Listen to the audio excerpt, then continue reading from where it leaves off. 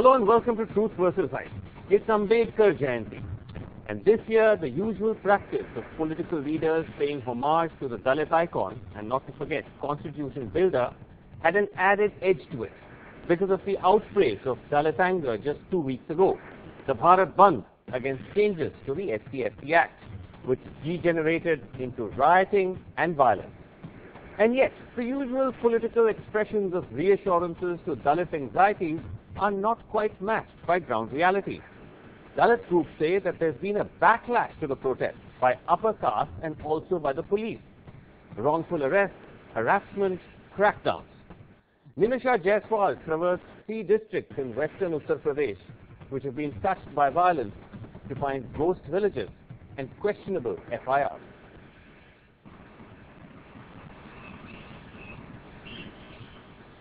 In Ghaziabad, on the edge of the national capital, we meet Sri Ram Hiteshi, an 85-year-old Dalit social activist running a school in Ghaziabad. If this FIR filed by the Ghaziabad police is to be believed, Hiteshi is accused of writing an attempt to murder on 2nd April, the day of the Bharat Bandh called by Dalit groups. On the day Ghaziabad was rocked with violence, Hiteshi rode along on a scooter to join a peaceful march to the district magistrate's office. Unable to walk as the result of a heart attack he suffered 3 weeks ago. He told us that he also has chronic back pain and has trouble walking. ये ऐसे ही खाम खां जबरदस्ती लिखे गए हैं नाम और report दर्ज करा दी गई है। अभी लोग भागे हुए डर से घरों पे नहीं सो रहे। The police filed 13 FIRs in all, naming 295 men, mostly Dalits.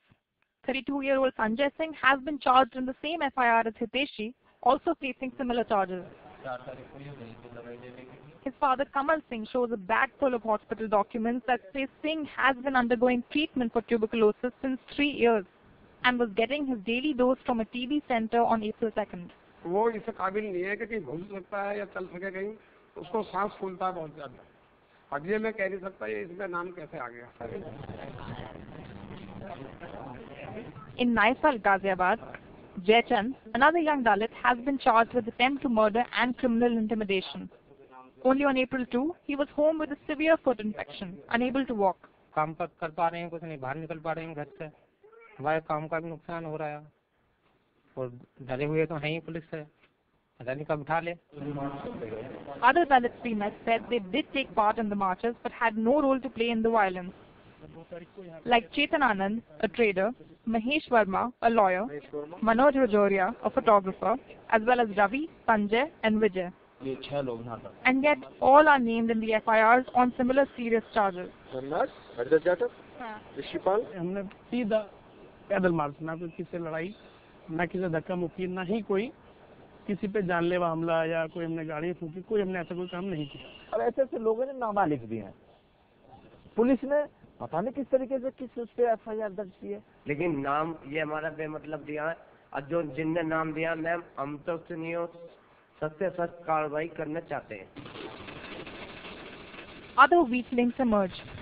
Jaswant, the father of Suraj and Billy, who have also been named in the FIR, points out that they have been listed under their pet names Chotu and Jassi, showing that the police inquiry has been based on word of mouth rather than an investigation.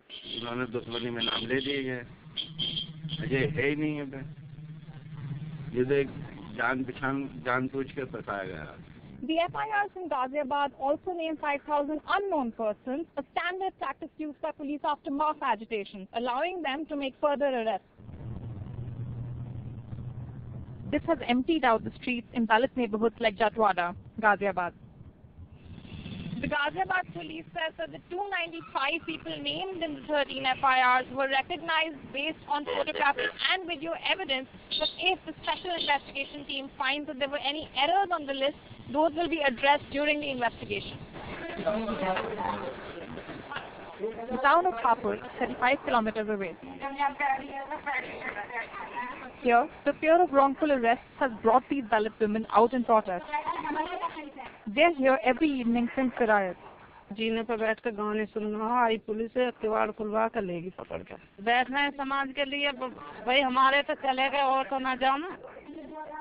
42 FIRs were filed for the rioting in Hapur. 30 were named. 20-year-old Manish was not one of them. Yet he qualified as one of the thousands of unnamed persons in the FIRs. He was picked up from his home on the evening of April 2nd. His family, like others from this Dalit neighborhood whose sons have been picked up, admit to them being a part of the procession that submitted a petition to the district magistrate. Yet they also insist that they returned home soon after.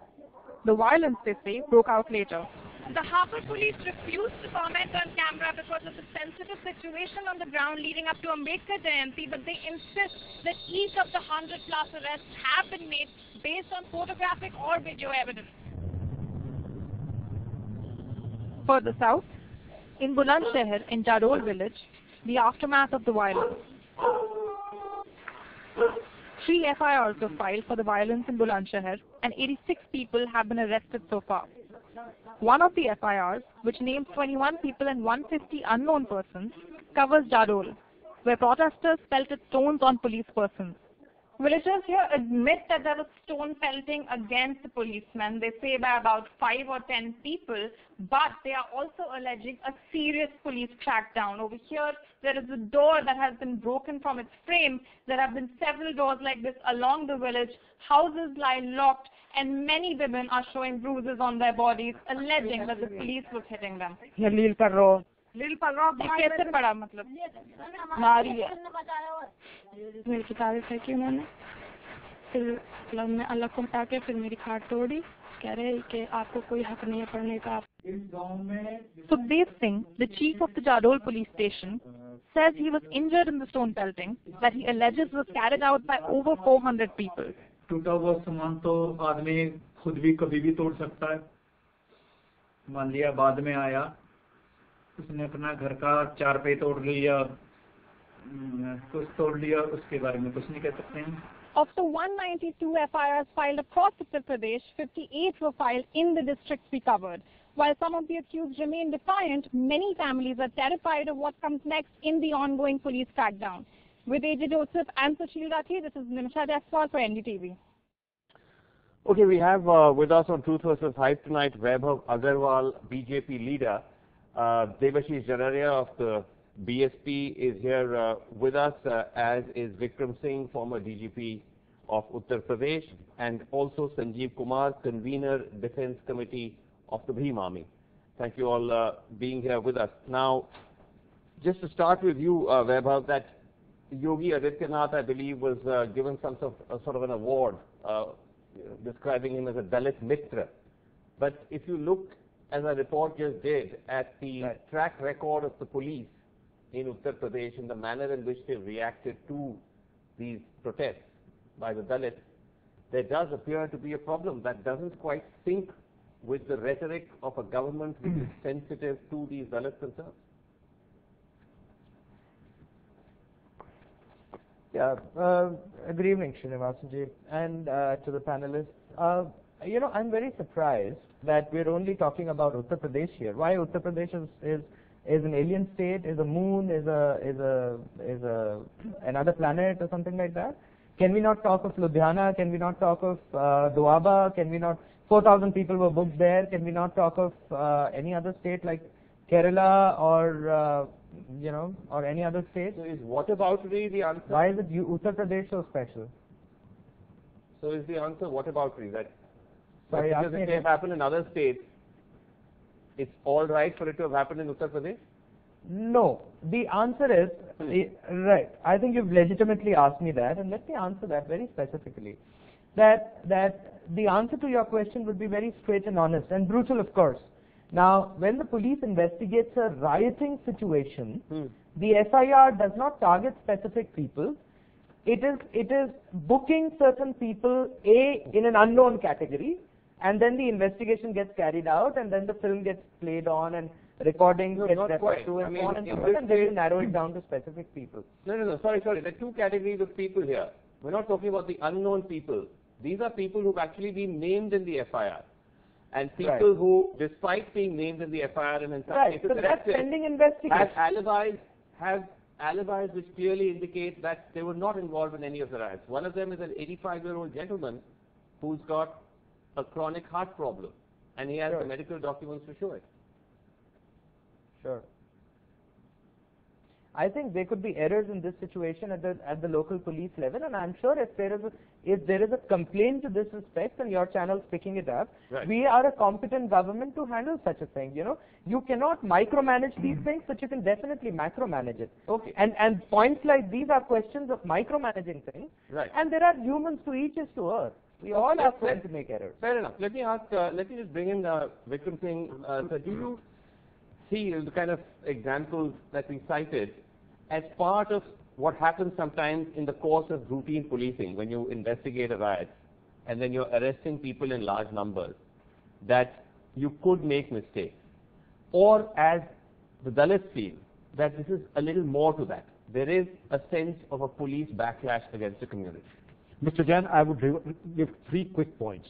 I would say that yes, in writing cases, there are a large number of accused. Right. Point number 2, it is difficult to find an accused who says, yes, he was a part of the rioting. Right. Number 3, yes, obviously, as Mr. Vaibhavji has said, there are possibilities of human error, and the investigation is all about to identify the true culprits, and if there are wrong nominations and wrong people that have been brought in, to get out of the investigation. But to my question about the concern that there is also a perception in the community, and this is not a new perception, that the police does have a bias, or the police does have a particular manner in which it goes after certain communities that makes them wary of the police, that makes them anxious about police action. Very important and significant question, I would say. It is not in the interest of any police to be biased towards any community, and much less the UP police. One, it is all not in their interest, but is there a problem? Is there a problem? I don't think. Why would it do in the first place?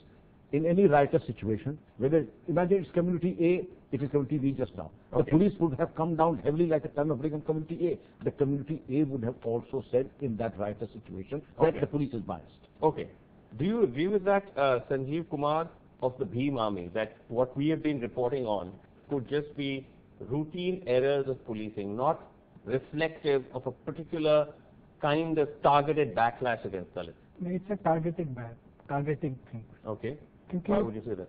आप देखिए जाडौन में जो हुआ, जाडौन में आपकी report में आप दिखा रहे हैं कि पुलिस ने बकायदा जाति सूचक गालियां देके महिलाओं को बच्चों को पीटा है. यही हापुड़ में हुआ. Well, just to correct you, in our report, we've not actually found any evidence of casteist slogans being abused or given by the police. So if you have evidence of that, that's another matter. We have. I can show you. Okay, well, you don't have to show that right now on the show, but go ahead. So why don't you take it to the police?